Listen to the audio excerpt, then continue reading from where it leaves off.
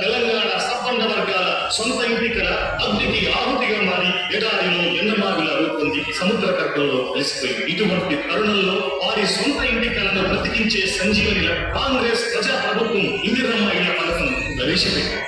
కాంగ్రెస్ ప్రజా ప్రభుత్వ పాలనలో తెలంగాణలోని ప్రతి పేదవాడికి పక్కా గృహాల కల్పనే లక్ష్యంగా వజ్ర సంకల్పంతో దృఢ నిశ్చయంతో ఆనాడు ఆ రఘుకుల తిలకుడి సాక్షిగా భద్రాద్రి రాముని సన్నిధిలో ఇందిరమ్మ ఇళ్ల శంకుస్థాపన గావించి నేడు భద్రాద్రి శ్రీరాముని సాక్షిగా ఇందిరమ్మ ఇళ్లను పూర్తి చేసి వారి కళలను సాకారం చేసి సాక్షాత్కరిస్తుంది కాంగ్రెస్ ప్రజా ప్రభుత్వం. గౌరవ తెలంగాణ ముఖ్యమంత్రి వర్యులు శ్రీ రేవంత్ రెడ్డి గారి ఆదేశాలతో ఉమ్మడి ఖమ్మం జిల్లా జగన్మోహన్ నేత గౌరవ రెవెన్యూ సమాచార మరియు గృహ నిర్మాణ శాఖ మంత్రి వర్యులు శ్రీ పొంగులేటి శ్రీనివాసరెడ్డి గారు మంత్రిగా ప్రమాణ స్వీకారం చేసిన మరుక్షణం నుండి దేశవ్యాప్తంగా వివిధ రాష్ట్రాల ప్రభుత్వాలు పేద ప్రజలకు మంజూరు చేసి ఉచిత గృహ పథకాల పంపిణీ అమలు కడబడిని ఎంతో లోతుగా అధ్యయనం చేసి తొలివిడగా 4,50,000 ఇందిరమ్మ ఇళ్ల నిర్మాణం చేపట్టింది. మధ్యలో ఎటువంటి దళారీ వ్యవస్థ లేకుండా పారదర్శకంగా జరగడానికి అనేక ప్రభుత్వ విభాగాలతో అనేక నిర్మాణ రంగాలతో అనేక మంది మేధావులతో మేధోమథనం చేసి పేద ప్రజలకు అందిస్తోంది.